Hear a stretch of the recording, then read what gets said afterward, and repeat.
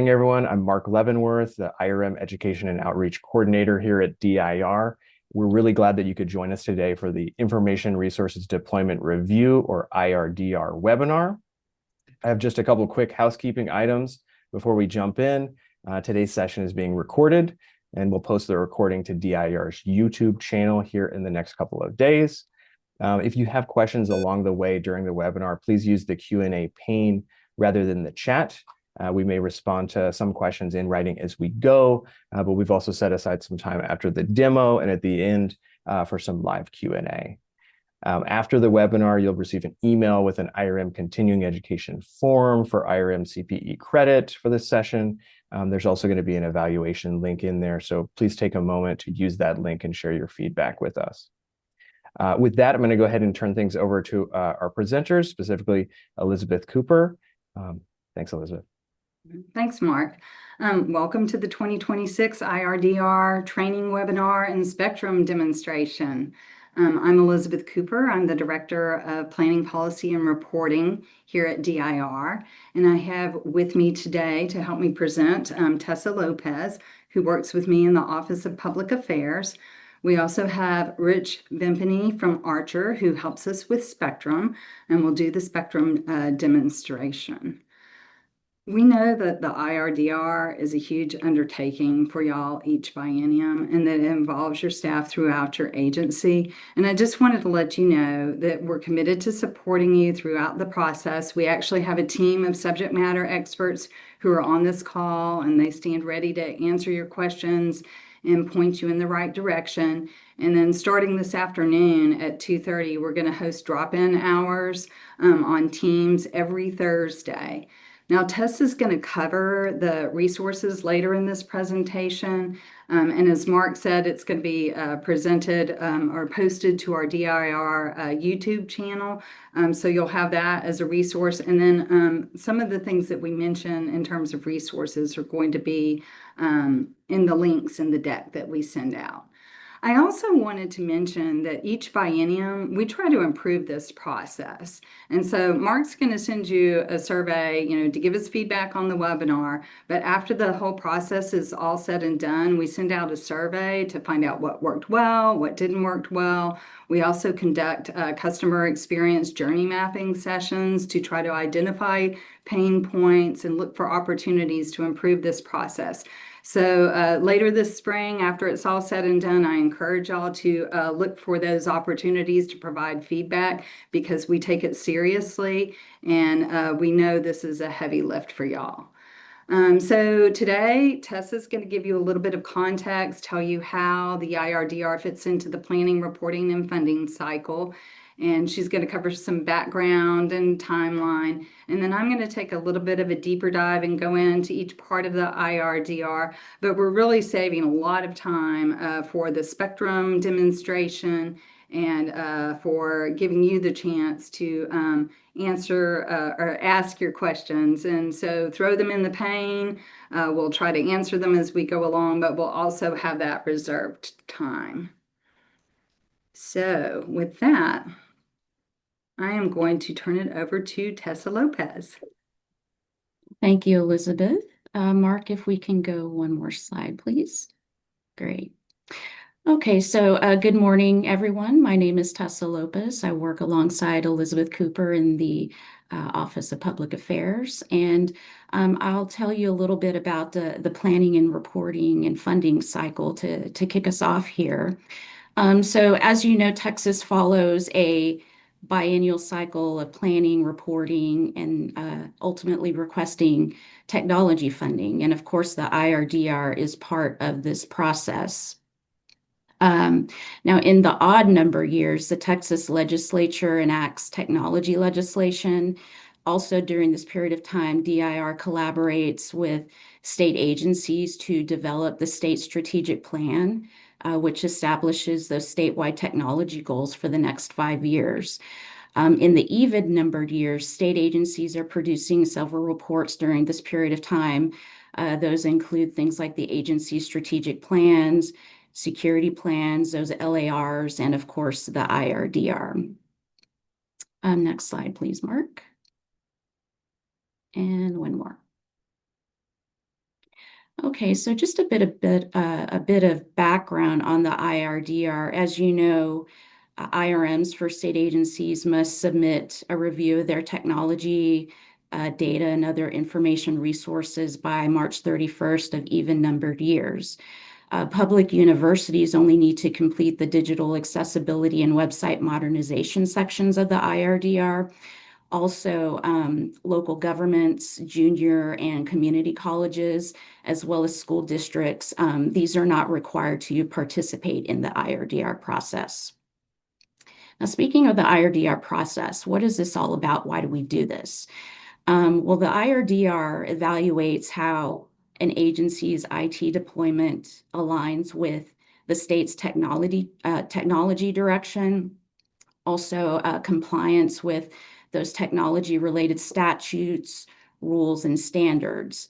Additionally, agencies must also provide an inventory of devices and applications, and this also includes any of those that use artificial intelligence. Now, as far as the IRDR sources, what are those? We have the questionnaire. We also have that IT inventory. Agencies enter their responses into SPECTRIM for the questionnaire. Some of those responses are pre-populated from previous IRDR responses. In regards to the IT inventory, this carries over from year to year. It can be updated at any time. It doesn't have to be done at the time of the IRDR. Also, some information from STS agency's devices inventory is pulled over from ServiceNow. The IRDR data, how is that used? For state agencies, the IRDR can help you evaluate your current state, also help you identify any resource needs. It can also help you address compliance gaps, if any, assess systems and applications, and prioritize those cybersecurity and legacy systems to support your LAR in the PCLS process if your agency participates in that. DIR uses the IRDR data to prepare reports that inform the legislature on state government technology use, recommend technology legislation, and of course, funding for the next biennium. Next slide, please. So just a few dates here to keep in mind as we go through the IRDR process. Those instructions have been distributed. They, of course, are also available on the DIR website. SPECTRIM portal is now open for data entry. March 31st, again, is the deadline to submit all those IRDR responses, and that's for both state agencies and institutions of higher education. And for state agencies that have any items of non-compliance, the deadline to submit those corrective action plans is May 31st. And as Elizabeth mentioned, we will be having office hours. Those actually start this afternoon. We will be having those office hours every Thursday on Teams through the end of March. And this is just to help you answer any questions that you might have as you go through the IRDR process.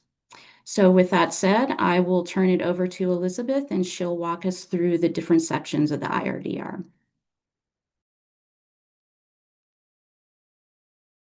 I think you're muted, Elizabeth. There we go. Thank you. So what is new for the 2026 IRDR? As Tessa mentioned, during the odd-numbered years, the legislature is in session, and the 89th legislature was very busy. And in fact, most of the changes in the 2026 IRDR are related to bills that passed this last session. So some of the new things, of course, artificial intelligence is on everybody's lips, whether we're talking about generative AI, agentic AI, but House Bill 149 and Senate Bill 1964 have some pretty specific definitions about the AI that they want us to be looking at.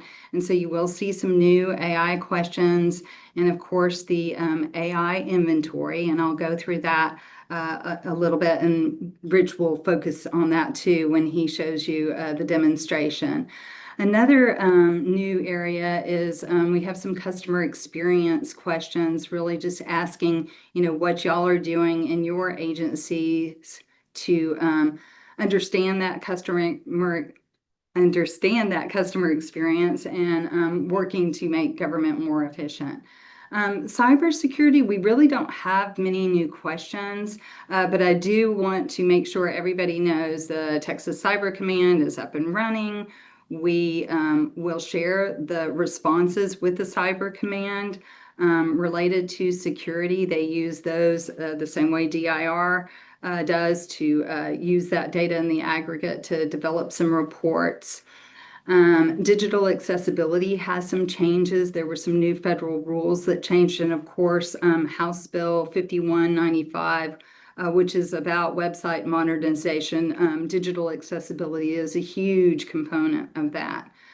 Finally, something that you won't see but is mentioned in the instructions is DIR is now charged with doing a limited review of the accuracy of IRDR agencies, of agencies' IRDRs. And so it's a limited review. We have to review at least 5 agencies.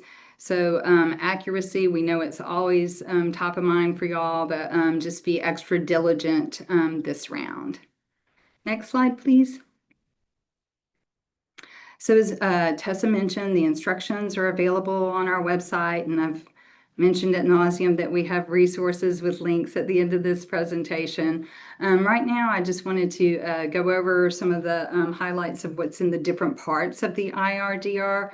The IRDR still has 4 parts, as it has in the past. Tessa mentioned we pre-populate some of the responses, and those are for questions that haven't changed since 2024. So if the question has changed, and if particularly if there's different answer selections, those will not be pre-populated. For those that are pre-populated, please verify that they're still accurate. In the instructions, we've labeled new questions, brand new questions, as new. And part 1 is still all about, the technology, the information resources environment, things like security, data, continuity, etc. I wanted to point out the 2 new sections, customer experience, which I mentioned earlier. I did want to let you know this replaced a section on e-learning that really had some old obsolete questions. So we're not just expanding the IRDR, we're thoughtfully, replacing obsolete questions with new questions.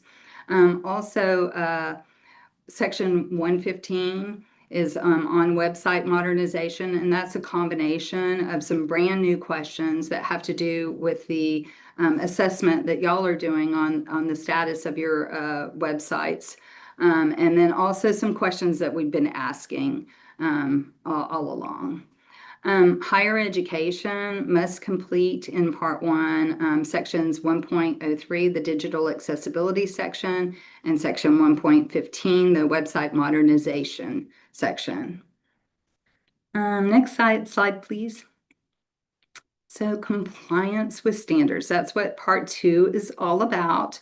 We do have links to the relevant statutes and rules in the online instructions, and also you'll be able to find them in little help bubbles within SPECTRIM so that you'll know, what is it that I'm saying I'm in compliance with. Please work with the subject matter experts in your agency.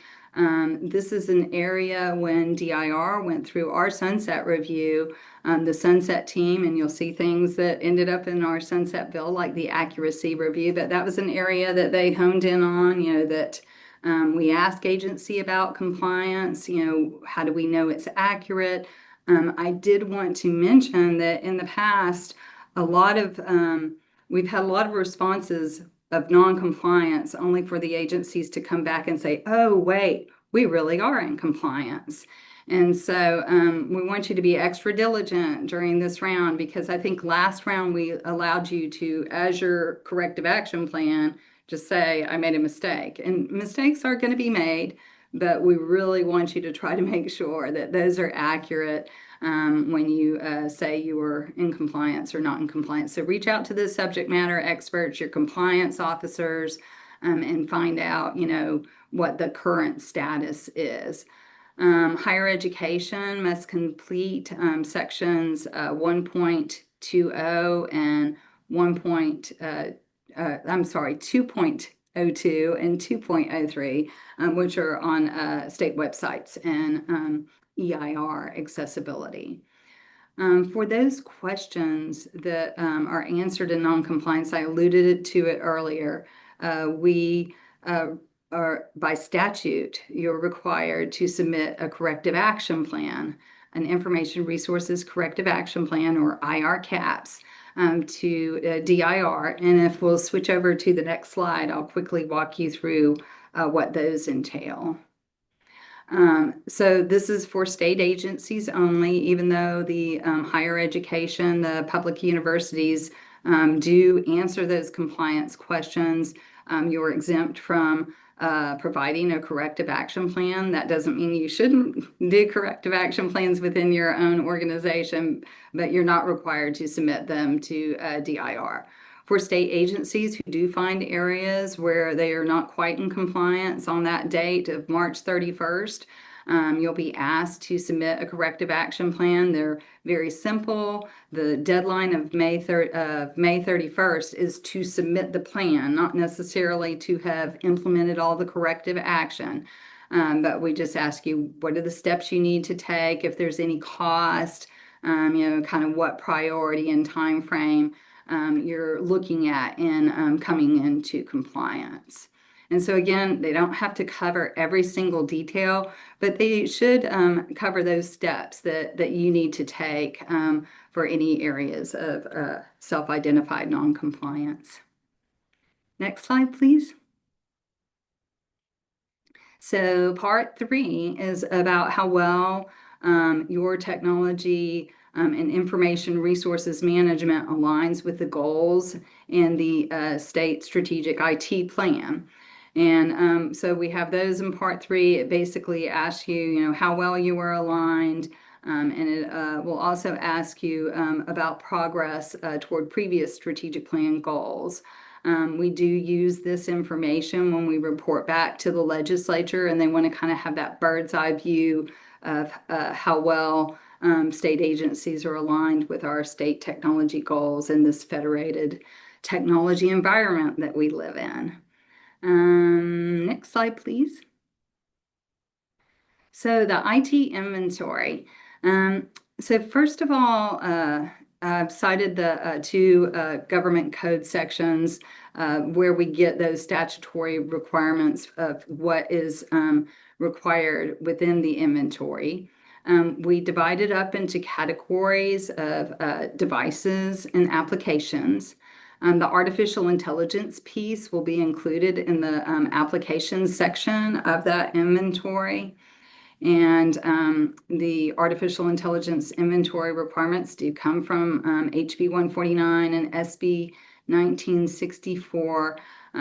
It says state agencies must identify artificial intelligence and heightened scrutiny artificial intelligence. Those are defined in statute. Those definitions are in our instructions that are posted on DIR's website. And so that's how that's defined when you're looking at that inventory. Also, the statute asks agencies to identify the purpose, risk mitigation measures for each system, and how the system supports the state goals. And so those will have drop-down menus. Rich will show you that in a minute, but those have been defined for you. And so we have a template that will kind of walk you through that process. So let's just take a closer look at the IRDR inventory. Next slide, please. So the IRDR inventory, as I mentioned before, is broken up into devices and applications. IRDR devices include things like video equipment, databases, firewalls, hardware, etc. Those are outlined in the instructions. Also, there's the application inventory, and there's additional information in the instructions about that. The applications also can be associated with the application portfolio management assessment that is needed for the prioritization of cybersecurity and legacy systems. So if your agency is participating in PCLS, which is an optional process, but something that the legislature looks at when they're considering technology funding, one of the things that you will need for that is an APM assessment that was conducted in January 2022 or later. Those can be done anytime, but because the inventory is open all the time. But the IRDR is a good time to take a look at that, and also kind of think forward if you are participating in PCLS on whether you need to update some of those application portfolio management assessments. So the AI inventory. I said it is integrated into the applications inventory. Again, I encourage you to look at those statutory definitions, consult with your general counsel if you need to. We'll provide as much guidance as we can, but it really is, outlined in that framework that's in the statute. I also wanted to let you know that DIR is working with all the shared technology services vendors. So if you participate in DIR's STS program, we've reached out to the vendors. We've asked them to identify the AI in these tools. We're going to include them in DIR's agency IRDR inventory. And also through the STS program, this information will be shared with the STS agencies. So next slide, please.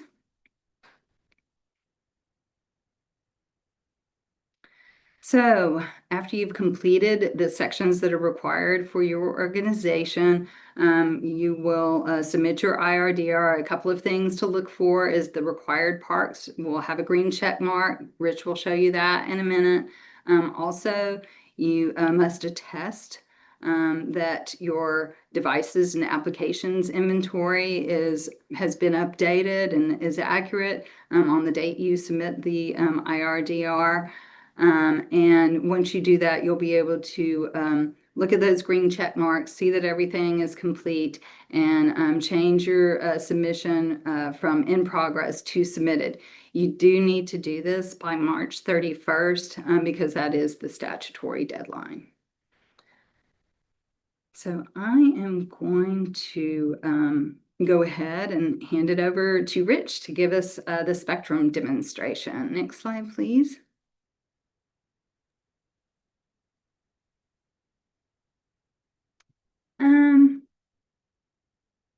Let's advance the slide one more time. Yes. Does this look right? Thanks. Yeah. And so we have in the deck some tips for using SPECTRIM. I also wanted to say before Rich starts the demonstration is we do have a guide that's online that has screenshots that hopefully will answer most of your questions in addition to this wonderful demonstration that Rich is going to give us. Thank you. Good morning, everybody. My name is Rich Vimpany. I'll be giving the SPECTRIM demonstration. Can everybody see my screen? Yes. Perfect. Okay, so when you log into SPECTRIM, your homepage or landing page might be different. So you can use this filter up here in the top left and search for IRDR, and it'll bring up dashboards and then the IRDR application. If we start with the dashboard, which is this pane right here. It has links to all the instructions and different items that Tessa might be going over later. You can go to all IRDR records, your IR cap records, devices, and inventory items. You can see the definition of the different parts, and all the lingo and support areas for completing the IRDR. Down here, you can look and filter by certain IRDR years. But if you happen to land and go just straight to the IRDR application by clicking here, I will switch my screen. You'll land on this page that has all IRDRs all years, right? That you'll be able to see with your permissions. You can use this refine by pane up here to filter. You can filter by the year. You can filter by status if you desire, but most likely you'll want to filter down to 2026 and hit apply. I have access to see all IRDRs right now. So you'll see a different view where you can see just your organizations that you're either the IRM or the delegated to, stakeholder roles. But for this, I will navigate to my IRDR, which I've pre-populated with some test data so I can walk you through.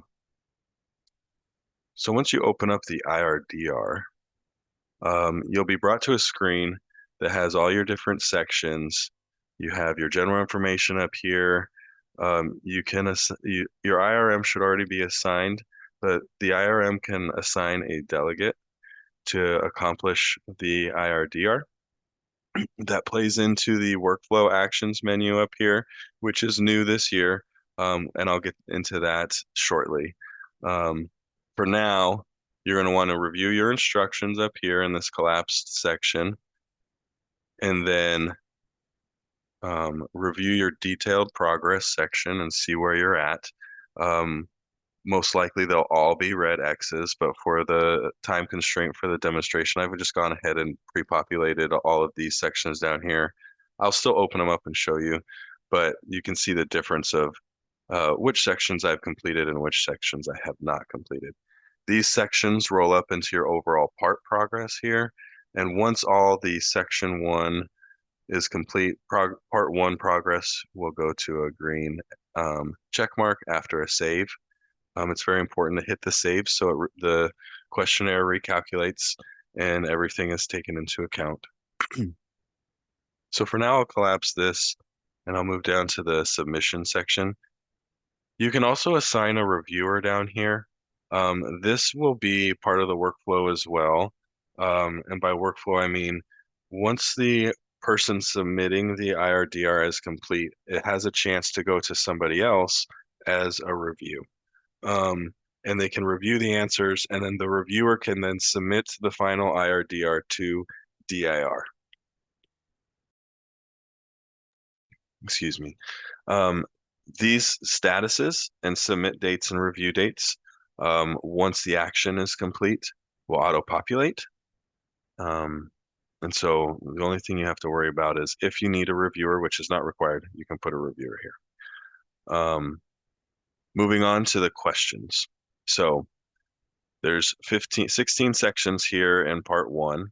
I've pre-populated most of these, but in section 1, I've left just a question blank, and I can go through and start to check these. Sometimes you have to select just one, sometimes you have to select 3 or 5, and it will give you an error code if you haven't selected enough, an error message that will say, hey, you didn't select enough for question blah, blah, blah, right? So as I scroll through, I answer all my questions, I fill in text boxes. I can select more than one here if I wanted to. For this one, I have to select 5. I can't select more than 5. I can't select less than 5. I answer all the questions, and as I start to finish sections, and then if I hit save,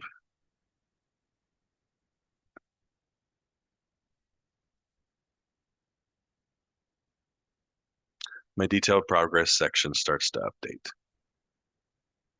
right? So what I'll do now is I'll collapse that section and I'll go into each of these and verify that I have all answers submitted.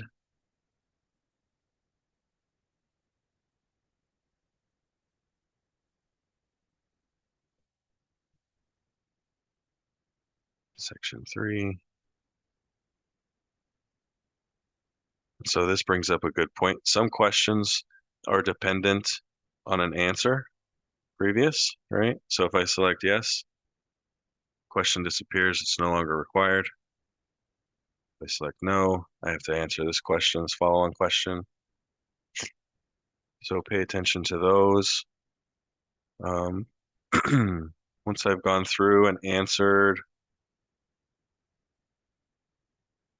all questions,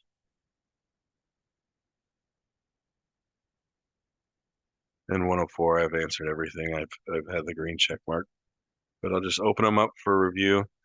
Some sections have some detailed instructions up top, so look out for that.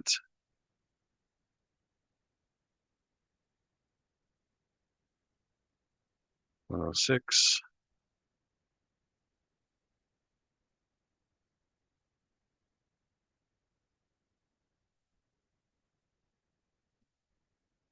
These questions up here require a response, even if it's 0.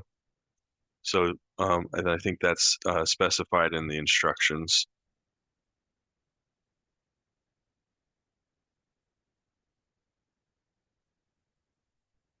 So once I have all my answers filled out for section 1,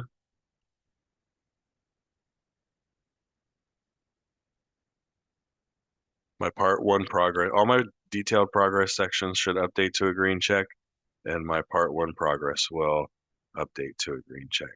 And then I will step through the remaining parts. 115 and 116. Okay. So if I go back up to the top, and I can use the save button over here, or I can use my actions and hit save.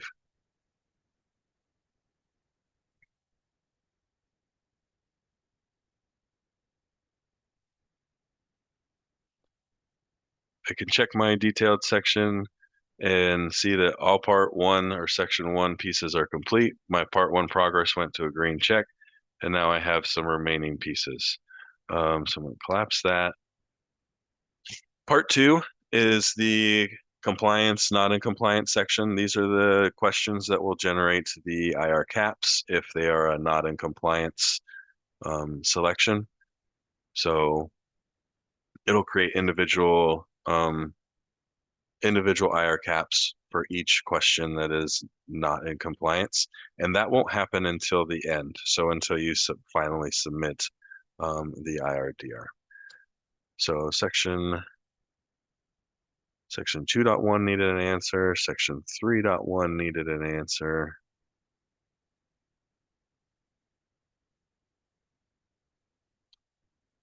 Once I hit save on that, those 2 sections will update.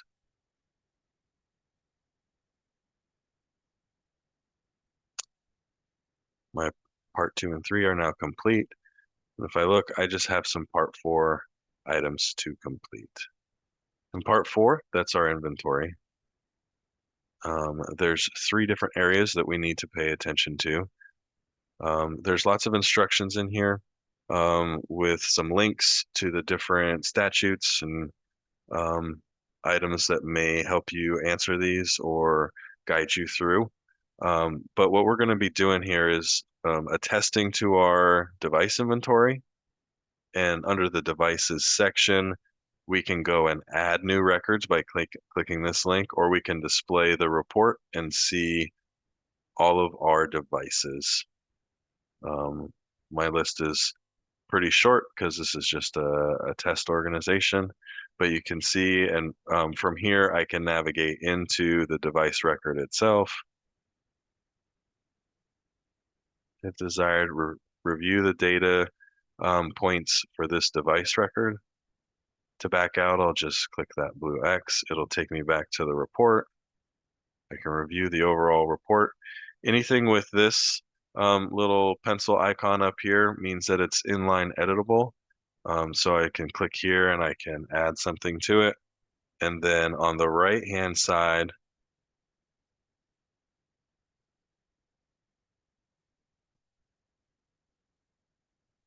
I'll be able to hit save. I can hit save for this record or save changes for all records if I need to change everything, right? For this whole record. You don't want to use this save. This save up here and this modify is for the report itself. You'll only want to use these two if you want to save changes to the record, if you're making changes to the record.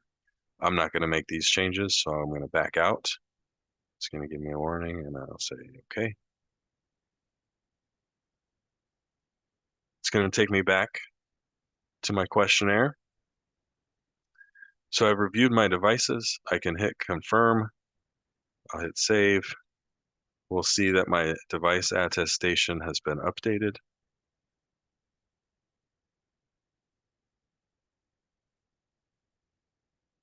In my detailed progress section. So now I'm looking at the application inventory. And with this application inventory, we're going to review the AI questions. So we'll collapse our device area, open up our application inventory attestation, and then we'll open up our application section. From here, there's some updated instructions regarding the new AI questions. There are 5 new questions. You can also create a new inventory record here if desired, but from here you can also just display this report. This report is all applications that are tied to your organization or the organization that is defined on the IRDR if you have multiple organizations that you're doing an IRDR for. And here we've put on all of the required fields for each inventory item. So you can go through and again change anything with a pencil in line, right? And as we scroll over to the right, the AI questions are these last 5 questions. So question 1 is going to be defaulted to yes. So if you went into your IRDR now, you'll see that all of these are going to be yes. We've done this so that we can solicit a response. And so if it's yes and there's no selection for question 3 and 4, your AI inventory is going to give you the red X. So what we're looking for is a no and a no. So no, it does not have AI part of it. And then the purpose and the risk should be no selection. If it is a yes response, we're going to want a response here. And you can inline edit these and select your different purposes for the AI and your different risk mitigation pieces for the AI, right? And so the combinations are no, no, and no selection, or yes, and we need something other than no selection for these. Once that's accomplished, we would have our save button after inline editing or our save changes up here for all of them. And then we would back out.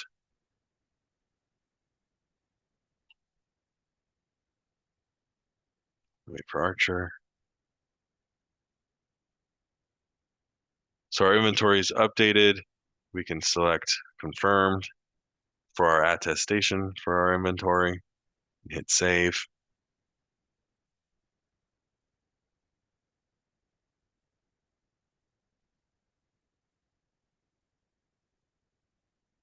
And we'll see that we have all green checks. Now, before I move on to the workflow, I am going to go back in here to this applications report, and I'm going to show you a couple of things within the application itself that need to be addressed inside the record and not editing inline. So if we scroll down, we'll see our AI evaluation section here. For questions or for responses that are other, you need to go into the record itself.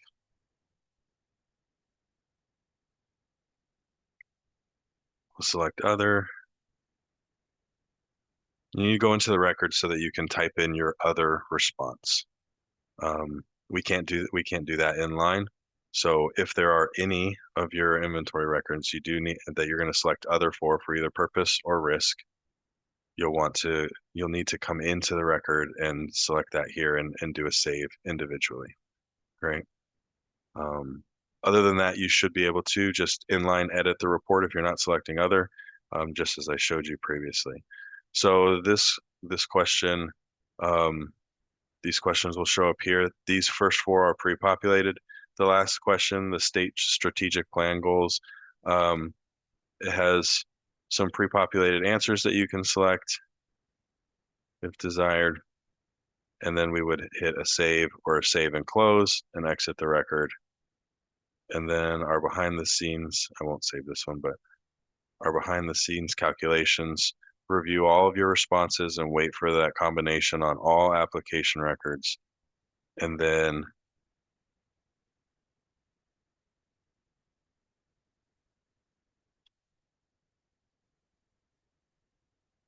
sorry, got a little too click happy there. We'll update your part 4 progress sections, and then your part 4 progress will update up here. So once this is all complete, as the IRM, I would be able to send for review, or I can send directly to DIR. That's the IRM role. If I am the delegate cannot submit straight to DIR. They'll have to send it back to the IRM and send straight to DIR. So that takes into account this review section.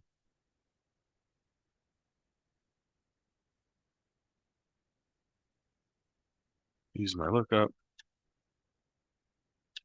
Hit save. So now I can send for review. So I'm the IRM or the delegate. I'm sending it to the person in this reviewer section down here. You see it's enrolling in workflow. It's doing its magic behind the scenes. It's going to change my status to submitted, give me a date, and then it's going to be reviewer status and process down here. So now, as a reviewer, I can send to the IRM or delegate, or if I'm the IRM, I can do a final submission to DIR.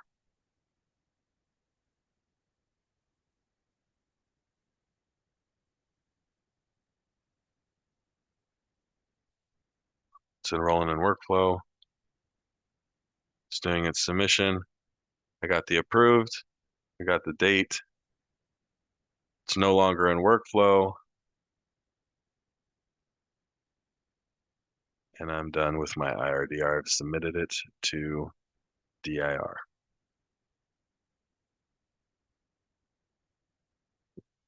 Elizabeth, is there anything else that you wanted me to cover? I know that might have been a little quick, but Yeah, I feel like I covered everything. I mean, I think you walked us through from beginning to end. We do have a bunch of questions in the chat and also in the answer panel. So we may have some questions related to navigating Spectrum, but Mark, do you want to try to lead us through some of those Yes, yeah. questions? Thank you. Happy to do that. Rich, there was Vivian had asked, she said, I can see the questions, but not the answer choices. Does the IRM have to delegate to me? Is that something that you're familiar with? That might be because, let me share again. She said that she didn't see an edit button also, if that helps. Oh, yep. So she can see the record. If you don't see this edit button up here, then you don't have access to it. You need to be marked as a delegate, and then you'll have edit access. So if I'm in view access, which is essentially read access if you're not a delegate, right? You can just see the responses, right? You don't have any other options. But as soon as you're assigned to a delegate or an IRM or a reviewer, you'll have the edit button again, and then you'll be able to see all answer choices and adjust, right? And I think Yes. I'm going to jump ahead. I did see a question earlier, or maybe later down the line. It says, once it's submitted to DIR, can it be reopened or have questions change afterwards? Like, can we edit it after it's been submitted? We have the possibility to do that. That's this reopen button, but the IRDR will be locked down, so nobody can edit it after it's been submitted. You'll have to work with the DIR team if that's something that you want to do. We have the option to, however, I don't know if that's part of the process. Yeah, Besides the and I would process. just add to what Rich said, since it is a statutory deadline, it's not our practice to open them. If you do have concerns about what you've submitted, reach out to us through the IRDR email box, and we'll work with you to document what your concern is. But we really don't reopen the IRDR because of that statutory deadline. Hey, Elizabeth, to add a delegate, is the IRDR mailbox a good place to request that, or GRC, or both? The best way to add a delegate is the IRM would already have access to Spectrum. The IRM would need to request that the person that they're going to delegate has access to Spectrum, and then go in like Rich showed in the demonstration. So if they don't have access to Spectrum, submitting a ticket within Spectrum is the fastest way to get somebody else added to Spectrum. Does that answer your question? I think so. In Spectrum, or if you don't have access through the to the email box. Elizabeth, let me just chime in. I'll mention this a little later, everyone, but one of the resources that we have out on our website is the Spectrum user guide for IRMs, and there are instructions in that guide that tells you how to delegate somebody. So we'll provide a link for that a little later here. Great, thank you. Right. If you're an IHE and you only have to do 1.03, 1.15, 2.02, and 2.03, how do you complete it to review and submit when most of the sections aren't answered? That's a good question. We'll need to do a support request for now, and that's not something that we discussed, so we'll need to make us minor adjustments so we can get those submitted. But we'll get that addressed. Very good.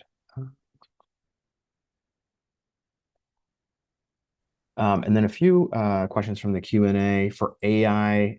Does that include all applications that include AI features, or only standalone AI applications?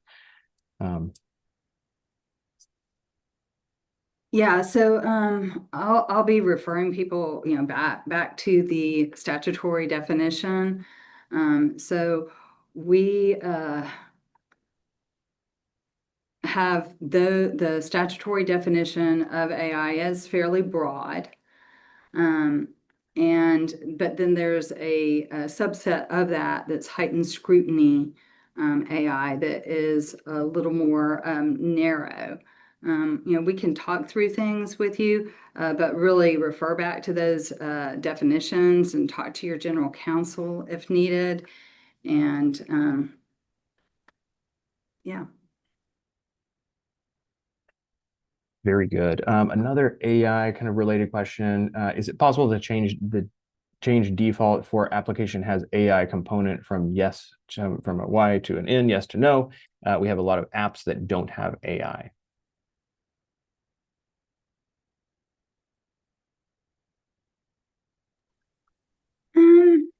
I think that would be a Spectrum issue. I don't, we did discuss how to default those.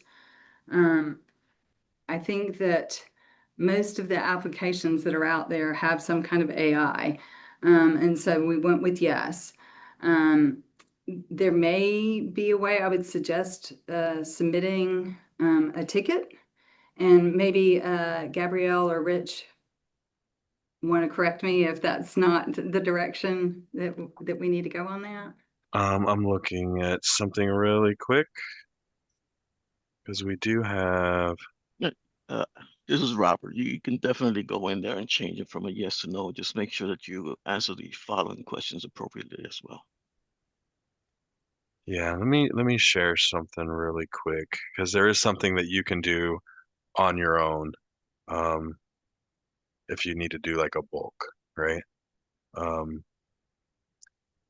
So when you open up and you go to that display report and you see all your inventory items, right? There's an option under the options, you can select enable bulk update, which is different than inline edit. Hmm. Bulk update allows you to select all records, right? And if you have multiple pages, you can use this little black arrow and do a select all pages, or you can select individuals like this, right? And then you can go over to your question, and I need to turn it on for this question, but you can essentially take this and hit save changes. This is my test, so I'll show you. So for those records, it's going to change all of those at once to yes instead of the individual saves. I mean, it's slightly faster, right? It does a bulk job here and updates, but you can see now it just updated those for me with the bulk update option. So if you did have a section, like a huge section, or all of them need to be moved to no, you can do that individually. Very good. Okay, there was one question about the Teams invite for the weekly office hours. We'll include a link to that in our follow-up email that goes out to everyone on the call. There was a comment about, yes? I did see a question in there about public information requests. Yes. And I did want to mention, and it mentions in the instructions, that there is an exception to public information requests related to very sensitive information about our technology and AI. So we follow the process for public information requests, but we don't just hand out that information at all. And there is a specific exception to the public information request rules in statute for those type of things. Very good. Okay, and then a question from Gina. Should tools used to build or support business applications be included in the application inventory, even if they are not business applications themselves?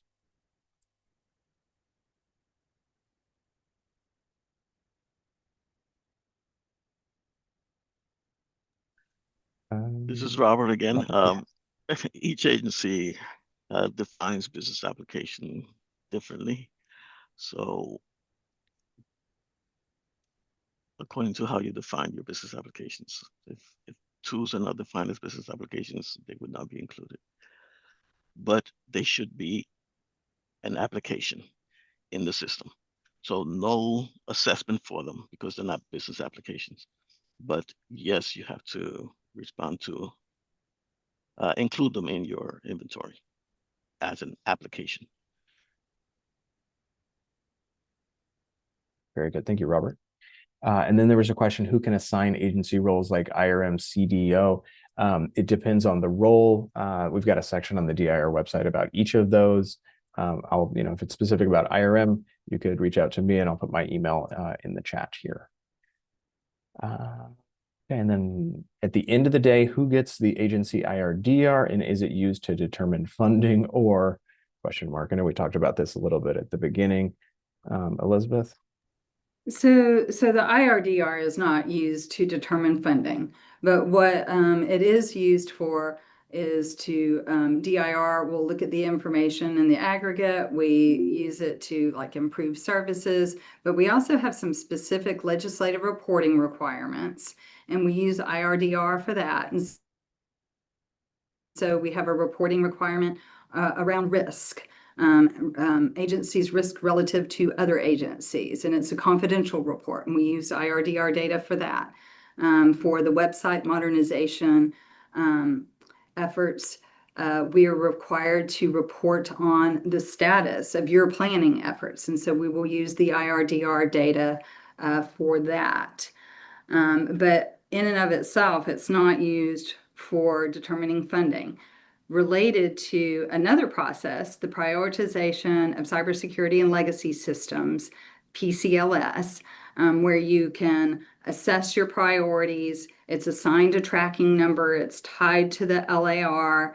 The legislature has been looking at this PCLS process and using that as part of their decision making. So if you participate in that optional PCLS, the data from that you're inputting during IRDR is considered as part of that process. Was that clear? I hope. I think so. Elizabeth, I think we've addressed most of these questions. We're going to pivot back to slides. Okay, very Sounds good. good. Yeah, Let just a Tessa couple more close. slides here, and then we can leave a minute or two if we have some time left for some additional questions. So these are the resources that we've been mentioning for the past hour. Again, we recognize that the IRDR is a massive undertaking. It involves a great deal of time, lots of coordination, and of course, a lot of resources.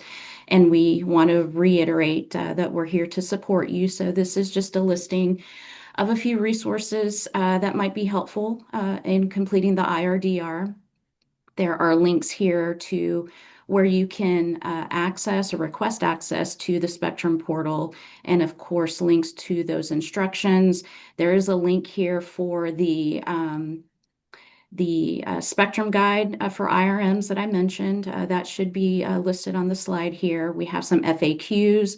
Again, those office hours start this afternoon. There is a link there for the Teams site where we will have those office hours. And again, those run through the end of March. And one more slide, Mark, please. So this is just a quick slide here that lists the various reports that are to be completed during the current reporting cycle. Most of these reports are completed by state agencies, although higher ed is exempt from some of these reports. Other reports like the State Strategic Plan and the Biennial Performance Report, those are produced by DIR, but they require agency input for us to complete them. So that concludes our presentation. We have a minute or two to answer any last questions that you might have for us. Right. I've got a couple. There's one attendee that has their hand up. Leslie Soa. I'm going to give her an opportunity to talk and ask a question, okay?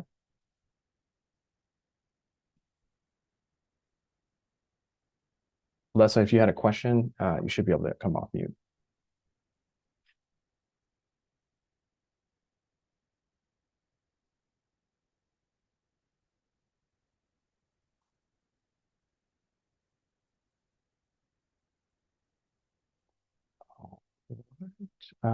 Maybe no question, may have accidentally hit that button. That's okay. And we do have the office hours this afternoon, so that's another opportunity to ask any questions if you think of any between now and then.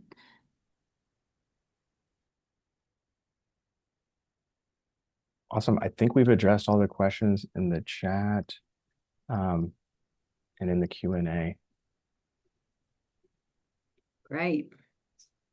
Thanks to everyone for being here and to Rich, Tessa, Mark, and all the subject matter experts on the call that helped answer questions. Bye. Thank you. Thanks, Thanks, Elizabeth. everyone. Bye-bye. Thank you all for joining.